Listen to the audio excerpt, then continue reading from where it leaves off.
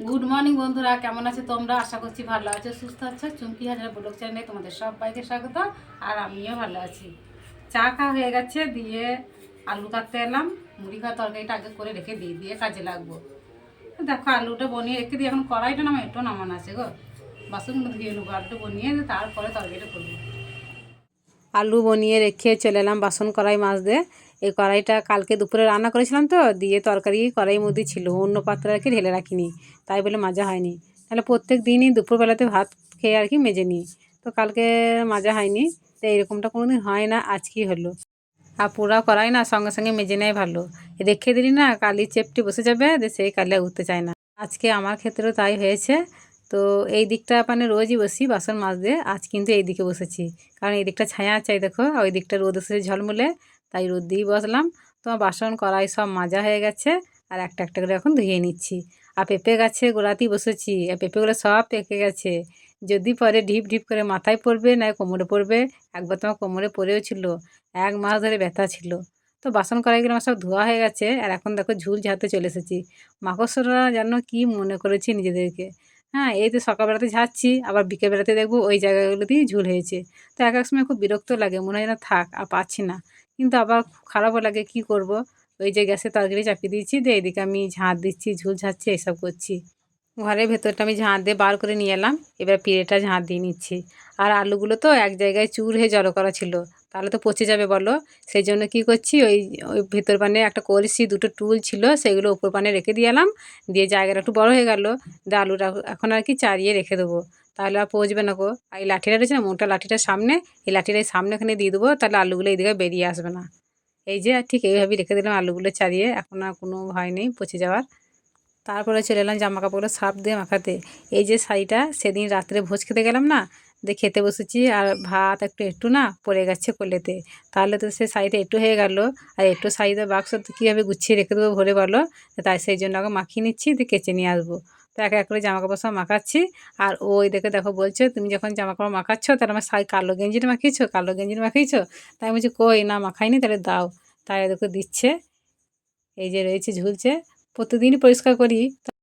এই দেখো ঝিয়ের মুখের উপর ছেড়ে দিল গেঞ্জিটা। হ্যাঁ, আর আমার বোলটাও একটু বেড়েছিল, মানে সার্ফ জল একটু বেড়ে গেছিলো, সেই জন্য আরও মাখিয়ে দিলাম। তো ওরা দোষ নেই, আমিও বললাম দিতে। তো তারপর জামাকাপড় মাখিয়ে রেখে কলতলায় রেখে দিয়ে এসেছি বালতিটা, দিয়ে এখন এই ঘরের ভেতরে নেতা দিতে এসেছি। তো সামনেখানে একটু নেতা দেবো, কারণ এই জায়গাটা বসিয়ে এখন মুড়ি তরকারি খেলো, তাহলে তো একটু হয়ে গেলো জায়গাটা, ওই জন্য একটু সামনেখানি দিয়ে দেবো। গোটা ঘরটা নেতা দেবো না, কালকে নেতা দিয়েছি, গোটা ঘরটা পরিষ্কারই আছে। আজকেও দিতাম না, এইটুকু দিতাম না, ও মুড়িটা খেলে বলেই দিচ্ছি।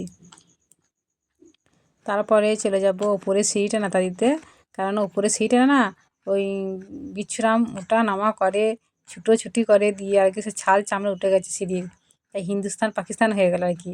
ওপরে মেঝেটা নেতা দিয়ে নেই কো, ওই সিঁড়িটাই নেতা দিচ্ছি। তো ওপরে মেঝেটাও নেতা দিলে হতো, ভালো হতো আরও, কিন্তু আমি অতটা গা করলাম না, একটু বেলা বেলা হয়ে গেছে বলে, পরে একদিন দেখা যাবে, ঠিক ঠিক দিয়ে দেবো একদিন। আর কালকে তো মিলে কাজে গিয়েছিলো, ওদের রাত 9টার সময় বাড়ি এলো, এসে ভাত খেয়ে ওই যে শুলো, আর ওঠেনি। দিয়ে আজকে সকাল 9টার সময় উঠলো, উঠে তরকারি মুড়ি খেলো, দিয়ে একটু পরে পর জাপান ছিটতে যাবে মাঠে, মাছ যাবে আর কি। তোমার উপরে সিঁড়ি নেতা দেওয়া হয়ে গেলো, দিয়ে চলে এলাম পিঁড়েটা মুছতে। আর কি শীত বলো তো, ওরে বাবারে বাবারে, কালকে রাত্রে খুব শীত করছিল, মনে হচ্ছিল সেই পৌষ মাস আবার ঘুরে এলো, এত শীত করছিল। আর তাছাড়াও আমাদের গায়ে সব জ্বর জ্বর ভাব আছে জানো তো, ওই জন্য মনে হয় আমাদেরকে বেশি শীত করছিল। তো আমি না লেপ তুলে দিয়েছিলাম, শুকিয়ে ভরে রেখে দিয়েছিলাম, আবার সেই লেপ বার করতে হয়েছে। কি করবো, নাহলে শীত খাবো রোজ রোজ বলো, আর কদিন আমার শীত থাকবে ঠিক নাই। তো এখন আর অত সহজে আমি লেপ ভরছি না, সেই চৈত্র মাস পড়ুক, গরম পড়বে ভালো করে, তবে গিয়ে। তো জামা কাপড়গুলো পুকুরে নিয়ে গিয়ে কেচেছিলাম, দিয়ে বড় বালতি করে জল নিয়ে এলাম কল থেকে, দিয়ে কলের জলে আরাম করে সব ধুয়ে নিলাম জামা কাপড়গুলো, দিয়ে তাড়াতাড়ি তাড়ে মিলে দিচ্ছে এই দেখো। দিয়ে সেই জলটা দিয়ে আর কি উঠোনটা ধুয়ে দিয়েছি, উঠোনটা ধুয়ে দিয়ে আর কি চানটা করে নেবো। আর এখন কোনো কাজ নেই, বাসি কাজ হয়ে গেল। দোকান পাঠিয়েছিলাম বিট্টুকে, তো এগুলো নিয়ে এলো, সব ঠিকঠাক এনেছিস তো? হ্যাঁ। চিনি নাকি? আর বিচ্ছুর আমি কাল থেকে ভুসি খেতে পারিনি রে, ভুসিটাকে দিয়ে থালাই করে, নাহলে ও মানে কষ্ট হচ্ছে, মানে রাগ করেছে, রাগ। ভুসি খাওয়ার পোকা ও, ভুসি যদি খেতে না পাই না একদিন, তাহলে বাস মুখ নামিয়ে থাকবে। ওই টাকার মতো হলো না, না 30 টাকা ধার হলো, ধার আছে, পরে দিয়ে দেবো। ভাত চাপিয়ে দিয়েছি, এখন চাল দেওয়া হয় নাই, চালটা দিয়ে গায়ে জল গরম হয়ে গেছে। মাংসের ঝোল হবে। এই যে মাংস নিয়েছি একটু, আর এরকম বালি বালি আলু, এই সাদা ধরতে তখন কাঁচা কাঁচা আলুগুলো থাকে না, এই আলুগুলো খেতে এখন ভালো লাগে। আর বালি বালি তো মানে খেতে এই তরকারি টেস্ট খুব হয়, এই সময়টা ভালো লাগে। আর আমাকে আলু খেতে একদম ভালো লাগে না, আলুর সঙ্গে ভাব নাই একদম। মানে এই বৈশাখ চৈত্র বৈশাখ মাস 2 মাস ভালো লাগবে, জ্যৈষ্ঠ মাস থেকে আমার আলু ভালো লাগে না। কোনো কিছুতেই আমার আলু তরকারি খেতে ভালো লাগে না। যদি আলু তরকারি করি না, আমি 2 পিস কি 3 পিস নিই আলু দিয়ে ওই তরকারি দিয়ে, সবজি থাকলে সবজি দিয়ে খাই, মাছ থাকলে মাছ দিয়ে খাই, এই করি। আমাকে আলু খেতে একদম ভালো লাগে না। তো এখন এই আলুটা খেতে ভালো লাগে। এখন যে নতুন হচ্ছে কাঁচা আলু, আবার এই ফাটা এই মানে আলুর গায়ে ফাটা ফাটা থাকলে না, এই আলুগুলো খেতে খুব টেস্ট হয়। আর হবে টমেটো টক। টমেটো চাটনি খেতে ভালোবাসে না, আবার টমেটো নষ্ট হয়ে যাচ্ছে, কদিন ধরে এনেছি তো নষ্ট হয়ে যাচ্ছে, তাই ভাবলাম একটু টক করে দিই, অল্প করে করবো। আমাদের এমনিতেই মাংস ঝোল হলে আর অন্য তরকারি আর চাই না কারুর, কিন্তু টমেটোগুলো তারা নষ্ট হয়ে যাচ্ছে, আর থাকবে না মনে হচ্ছে, দিয়ে টক করবো, অল্প করে করবো। খাবি তো বিট্টু? বিট্টু খাবে না, বিট্টু মাংস ঝোল প্রিয়, আর কিছু চাই না ওর। ভাতটা হয়ে গেছে, দিয়ে তরকারি চাপাচ্ছিলাম, আর ও মাঠ থেকে বাড়ি এলো চাপান ছিটিয়ে, দেশি বলছে কী রান্না করছে, মাংস রান্না করছে, তাহলে চলো আমি রান্না করি। তো আমি আর দেখো আলুগুলো তেলে ভেজে রেখে দিয়েছি, আর ও আমার হাত থেকে খুন্দিরে কেড়ে নিয়ে বসে পড়লো, দিয়ে নাচছে মাংস আর কি, নাচছে তেলে। আর আমি তোমাদেরকে এই দৃশ্যটা একটু তুলে ধরে দেখালাম, কেননা ও মাংস রান্না করতে ভালোবাসে, যেদিনই আমাদের বাড়িতে মাংস হয় সেদিন ছুটে চলে আসবে রান্না করতে। তো আলু কষা হয়ে গেছে, মাংস কষা হয়ে গেছে, দেখুন তেল মশলা দেওয়া কি কষছে, হ্যাঁ, দিয়ে এই যে মাংসর ঝোল চাপিয়ে দিয়ে ও কলতলায় চান করছে, আর আমি বসে বসে তাড়িয়ে জালটা দিচ্ছি।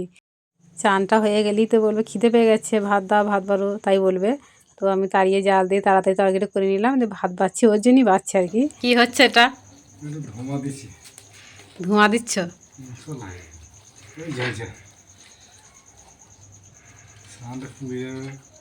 মাটির তাওয়া, এটা মানে যে নৌকা মতো রয়েছে, এটা মাটির তাওয়া ছিল, ভেঙে গেছে, দেশে আধ ঘন্টা নিয়ে আর কি ধোঁয়া দেওয়া হচ্ছে।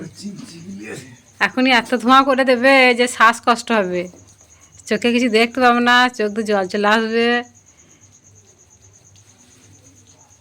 আর এক আমার খাচ্ছে, দেখো হাঁটু গেড়ে ঘাস খাচ্ছে। কী বলো তো, এই ধোঁয়া দিলে তুমি যতক্ষণ ধোঁয়াটা থাকবে ততক্ষণই আগে মশাটা উপদ্রব কম হবে। হ্যাঁ, এই সময়টা বেশি মশা, তা কিন্তু এবার কিন্তু কথাটা ঠিকই বলেছো তুমি, এই কথাটা ঠিক কথাই।